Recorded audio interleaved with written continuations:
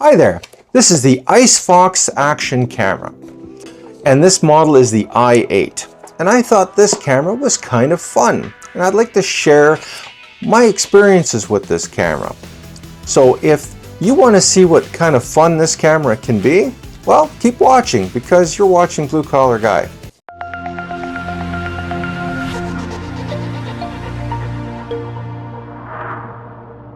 Okay, we're back.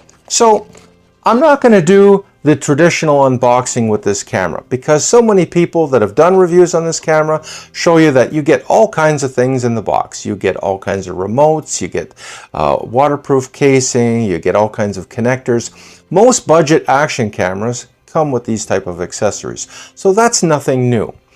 Most people that subscribe to my channel, they do so because I talk about things that other YouTubers don't talk about. And I'm going to talk about what I think of this little action camera, this little Icefox Action camera. And I even kind of looked at it against the Icasso EK7000. Now, Icefox did send me this action camera. They wanted me to take a look at it, and I was kind of uncertain at first. And I actually redid this whole video because I kind of got it wrong, just like all the other YouTubers did. I was kind of going down the same path that they were doing. I was comparing specs, I was comparing processor speed and bit rate, and all of those things. And that's not what this camera is about. This camera is actually about fun. And I'm going to show why I think this camera is fun. So I'm going to go to the downward shot, and I'm going to go into the settings of this camera, and I'm going to show you what sets it aside from some of the other action cameras that I have. Now, if you don't know me, well, I have a lot of action cameras. I have the DJI Osmo Action 3. I have the DJI Osmo Action 4. I have the GoPro Max, one of the most expensive GoPros that you can get at over $650 Canadian. I even have the DJI Osmo Action 5 Pro. I have the DJI Osmo Pocket 3, which is what I'm filming this video with. I do also have the Icasso EK7000, and I use that in one of my videos to show you that you could utilize one of these in a B-roll shot. They're very lightweight, but this particular one doesn't have a front screen, and it also doesn't have any kind of image stabilization whatsoever. But there were things that this camera had that even the more expensive ones didn't have, like for instance an HDMI port. So now this one here, I was really curious. What would the stabilization be like with this camera? What would the colors be like with this camera? What are the settings like with this camera? So let's get into the downward shot. I'm going to boot this thing up because I already took it out of the box. I've been playing with this thing for like 3 or 4 days now. And I want to share with you what I found out, because you might actually have a place for this even if you own something like this. Yes, even if you own this, you might actually want to go out and get one of these. And I'm going to show you why that is. So let's go to the downward shot. Okay, so I'm going to just I'm going to have to zoom in a little bit with my Macos here. Oh, I'm actually already zoomed in. So to turn it on, you just hit this button right here. I've already got an SD card in it. And just for references, I just put a 64 gigabyte in there. I do believe it holds a 128 gigabyte card. I filmed everything in 4K 30, so all the test footage is in that. I used the microphone that's in this camera, which actually wasn't horrible. Like when you compare it with things like the Icasso EK7000, it is a lot better than that one. Now, if you look at this one and you look at the Icasso side by side, they are almost identical in size, except there is a 1/4-20 mount on the bottom of this. Now, the other thing about the Icasso EK7000 is you got to really use your fingernails to get this door off, and when you do, this whole door comes off completely. With this one here, it actually functions. It's got a little spring-loaded clip and it actually behaves more like a real action camera door for a battery. Now, the other thing I'd like to get into is the UI, the user friendliness of it. So if you want to get into videos, you can just hit this part here, and then it will go right into the video settings, like the play settings. Actually, I have it on record right now. Let me just stop that first. So you can go into here, and I was actually filming the bottom of the thing. So you can actually go in here, you can delete your current file, you can delete all files, or you can cancel. So I'll just delete all files, even though I just had the one file. Just hit that, go to the backward thing. This touch screen is actually really responsive, and I was impressed by that. Video resolution, auto white balance, your EV. So on the auto white balance, I set it to cloudy. I never put it on auto. You know why I never put it on auto? Because if your white balance is not working to the utmost proficiency, your colors will change. So I'm just going to go back to me for a quick second. So I noticed in some of the other videos, a lot of people left the auto white balance in auto. And this particular camera does not do well if it's left in auto. You'll see the colors will shift from red to magenta to, they will change because it's constantly trying to figure out the color white. And that's what white balance does, is it looks at the color white and then it tries to figure out what the other colors are supposed to be based on that. Now, that's not the scientific version, that's just my explanation of it. So, don't beat me up too much in the comments, but auto white balance usually is only a decent thing if you're filming with cameras that can handle that level of processing. So the camera that I'm looking into, for instance, it can handle auto white balance. But when you get into cheaper cameras or even older cameras, like even the older Canon cameras and things like that, you need to set your white balance. So that's what I was getting at with this. So on the day that I chose to film, it was cloudy, so I set it on cloudy and set on sunny, cloudy, but that's the only two settings you have. Now, to give you another explanation, normally when you set white balance, it's measured in Kelvin. So a sunny day would be 5600 Kelvin, and a cloudy day would be about 8000 Kelvin. So you would increase the Kelvin if the day was worse or better, or if it was an evening shot, you would increase the Kelvin, and the brighter the day it was, you would decrease it. So 5600 would be for a bright sunny day. Now, the nice thing about this is it keeps things simple. Is it cloudy outside or is it sunny outside? Or if you're shooting inside, I would pick cloudy because it would be more like that than it would be if it was sunny. So let's go back down to the downward shot. Okay, so now you've got your filters. Now I'm going to give a demonstration of each one of these filters and what it looks like. So gray is actually, the gray filter is black and white. That's what gray looks like. This is what gray looks like. So if I'm looking at this, you can see I'm looking at a black and white image.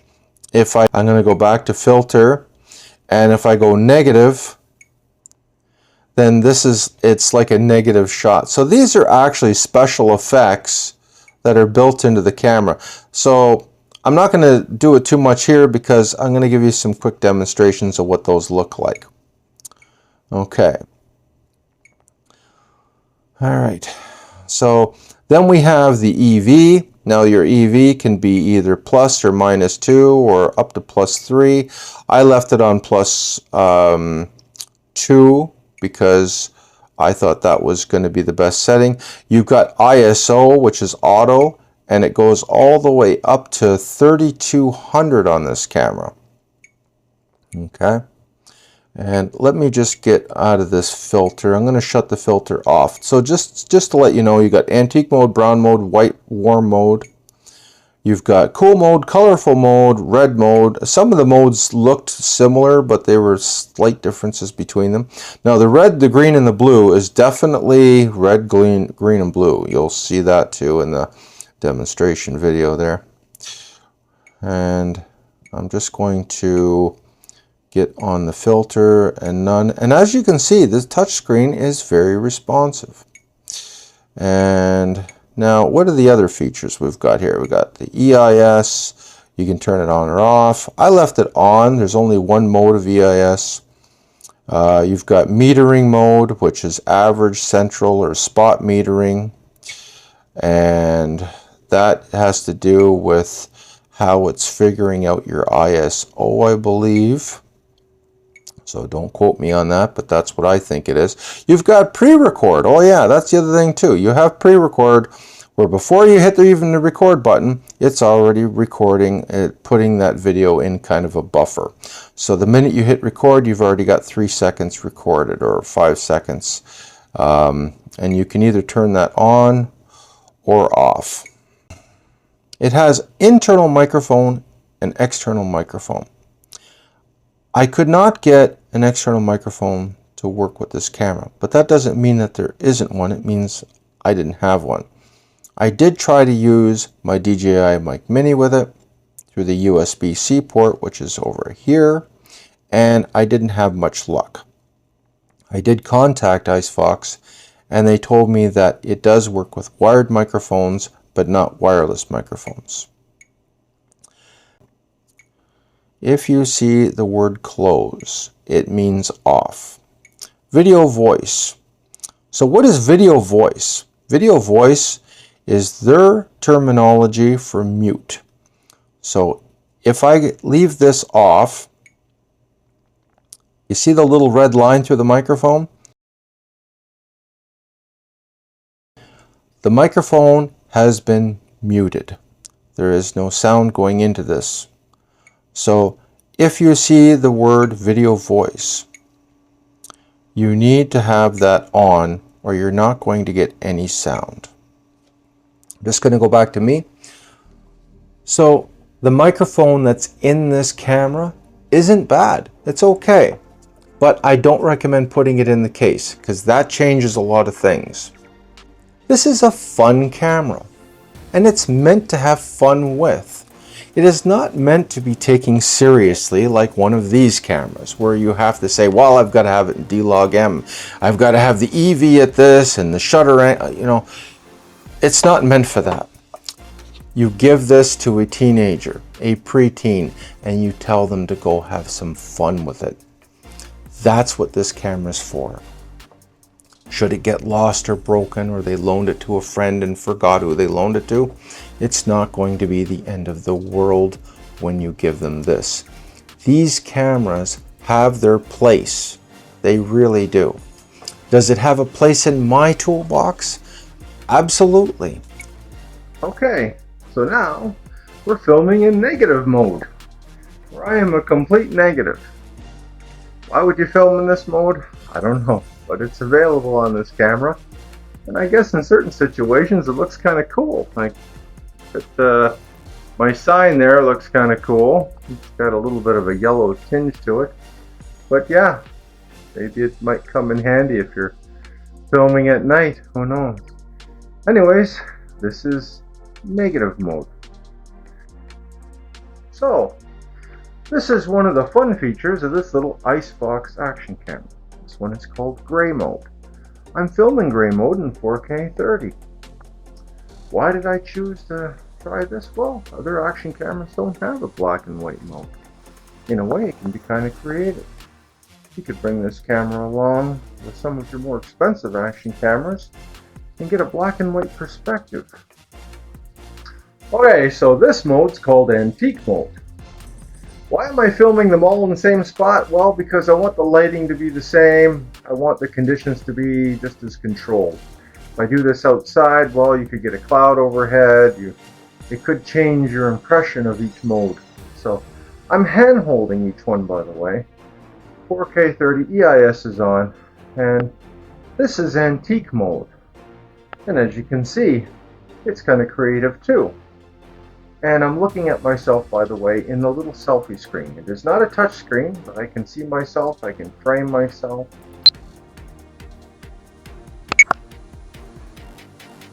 Okay, so this is colorful mode. yeah, this is colorful mode.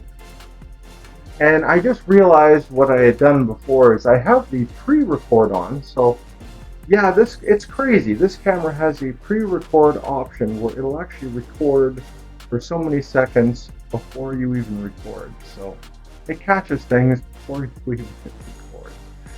And that's kind of an interesting feature considering this is just a budget camera. So this is colorful mode. So if I'm looking over saturated, well, that's why. Colorful mode is this mode. Okay, so this is red mode. Yeah, this is what red mode looks like in 4K 30. You can use stabilization with this mode. So this is just another creative mode. So if you want to have an in filter mode, well, this is it. You want to make everything look like you're on the surface of Mars. Well, the surface of Mars as most people think it is. Well, that's what red mode does. It is very red. Shooting a horror movie with this camera, well, red mode might come in handy, you know, especially for the old scenes, you know. So this is red mode. Tell me what you think of it. Okay, so this is green mode. Now, even though we're shooting this in studio lighting and everything, it almost looks like we're doing a night vision shot. So this could be kind of creative too, because you don't actually need night vision to do a night vision simulation. If I didn't tell you that I had these studio lights, you'd think that somebody was using night vision, but this is actually just a green mode. So it's just a filter, just a green mode filter. Okay, so this is blue mode. And even though I've got studio lighting and everything like that on, it almost looks like we're shooting at nighttime, even though I've got full lighting going. So you kind of learn a little bit about filters. Sometimes when Hollywood is doing a nighttime shot, maybe they're just using a blue filter like this, because if you didn't know I was using a blue filter, you'd say, wow, he's got all the lights off, it's dark in there, everything is blue. So yeah, this is blue mode. And you could simulate a nighttime shot with it. Like I said, you could probably film a pretty spooky horror movie with this little camera. It's got all the creative modes to suit that. The red mode, the blue mode, the night vision mode. You could really make a little monster movie with this thing. Anyways, this is blue mode. Okay, so this is just normal mode. No blue, nothing, 4K 30, EIS is on. And this is what it looks like. Normal, everyday shooting mode. And blue mode, I guess, was the last mode. So, what do you think of all these different modes? I think that the word fun is what best describes this little camera. Is it a serious camera like some of the other cameras? No, it's not supposed to be. It's supposed to be an inexpensive but fun camera that can unlock your creative skills. It's got some, having these filters and stuff built into the camera, they inspire creativity because they give you ideas. And a lot of people say, well, you have these options in editing software, but you don't know that they exist until you really start digging deep into those software packages. But having them in camera, it says, hey, let's film in this. Hey, let's film in that. Let's try this. Let's try that. You wouldn't do that after the fact. You might just forget about it entirely. So it's a fun camera. I'm going to take this camera outside. We're going to check out some of these modes maybe outside, or some of the ones I think that might suit things the best. Anyways, let's go outside. It is small and portable. It's inexpensive. It is a budget action camera with some interesting features. The fact that they put those filters in there is a good idea. I think that's probably one of the biggest selling points of this camera, is to get different kinds of shots. So I'm going to change modes and put myself in black and white mode, because in black and white mode with this camera, with the sensor, I think you'll get the most out of it. So this is color, cloudy day. This is what color looks like. I'm going to switch it over to black and white just to see if you get a little bit more contrast. You can get more, I guess, dynamic range out of black and white footage than you can out of color footage. So let me switch over to that filter and see if it improves things. So this is gray. This is what it would be like to vlog in a gray format. And while we're in gray mode, I'm going to be doing an audio check. So right now, I'm going to show you what the audio sounds like in the Icefox, because this is in camera. And right now, I'm going to be listening to the DJI Action 5 Pro in camera. As I'm not hooking up a wireless microphone, that would not be a fair comparison. And I believe the microphone on this Icefox is on the side where the lens is. So I don't want to cover that up with my fingers. I'm going to do a little bit of walking. Now, would I put this on my bicycle and go for a ride and test out the EIS on that? Again, we're comparing apples and oranges here. Would I bring this to a wedding or an event? Yes.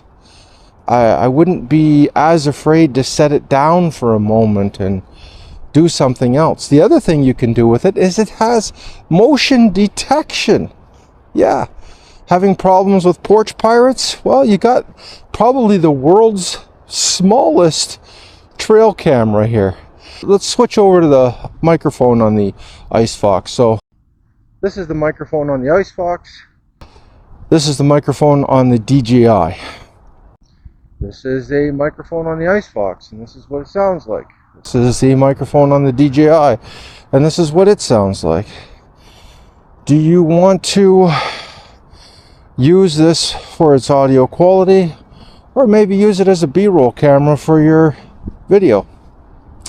And yeah, you can do that as well. But this is what it looks like. So I'm gonna get back in the studio.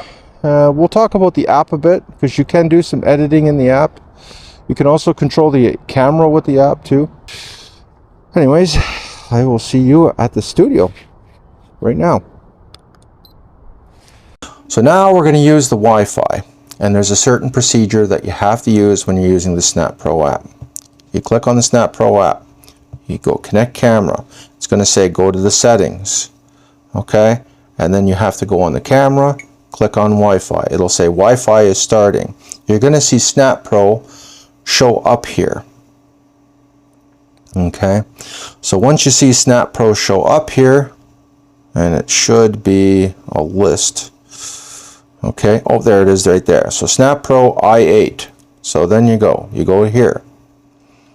Then it's going to click on here. So then you go out of here, and then you click on connect camera. Now it's not going to connect on the first try, but you're going to click on here. It says tap for more options. Then you're going to click yes, and then you click on it again, and boom, you're in. Then if I hit preview, now I'm looking through the camera, and as you can see it on the phone. So there's my hand, and there is the camera. So now we're looking at it that way.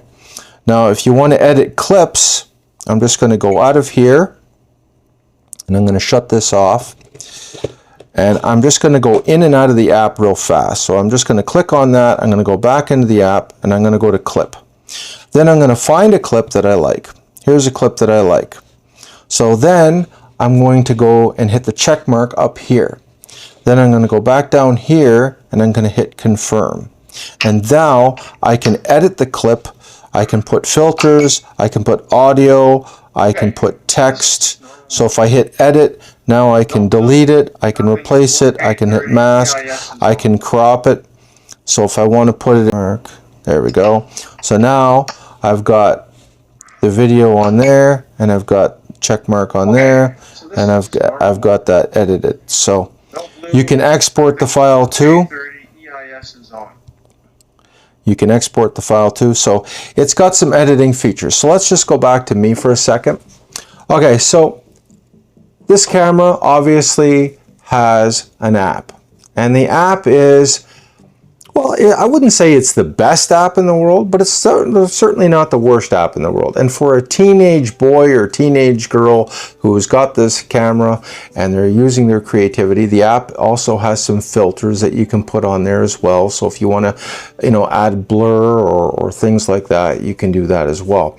And I have to give them credit because they're not charging anything extra for the app. It's included with the camera. They give a QR code. They're very proud of the app. I have a feeling that they're going to be making some adjustments to it, like as far as adding more features, that sort of thing. I have video editing apps and I pay a monthly subscription for those apps. This one is included with the camera. So you get everything that you need when you get one of these. You get a Bluetooth remote control, you get several mounts, you get an app that you can edit the videos with. It is basically a camera to have fun with. It is a camera that you don't have to worry about. If it gets broken, it's not going to be the end of the world. If it gets lost, it's not going to be the end of the world. It is a camera that you can experiment with. This camera is something that I would put on an RC car, for instance. This is way too heavy, especially if it's in a cage. It's also much too expensive. Could you imagine taking a $400 or $500 action camera and sticking it on putting it on an RC car, and then you did one of those tumbles or flips, and the next thing you know, your camera's in pieces? Not only are you going to be upset about the damage you did to your RC car, but then you're saying, well, geez, that camera got destroyed in the process too. And you could put more than one of these on an RC car. You can't, because of the weight. You could actually have two angles on an RC car with one of these as opposed to one of those. The other thing I found out about this camera is it will run just by having something plugged into the USB port. So you could take a power bank, plug it in the USB-C port, put this thing on motion detection, and it will probably run until the SD card runs out. It didn't overheat on me. It got warm, but it didn't overheat. I had this thing running all night long. I left it on, just on standby, just to see what would happen to it. It never overheated. It got warm, but it didn't overheat and power off. So I want to thank Icefox for sending me out this camera. And one of the things that I will say is that I hope they concentrate on the fun part and forget about the other stuff so much. Yes, you do need to have some specifications on your camera. And I have a feeling that in their future cameras, they're going to improve on some of that stuff. So anyways, I hope you enjoyed this video. Take care, be safe at work, have some fun in the year 2025, and I will see you at the next video. Bye.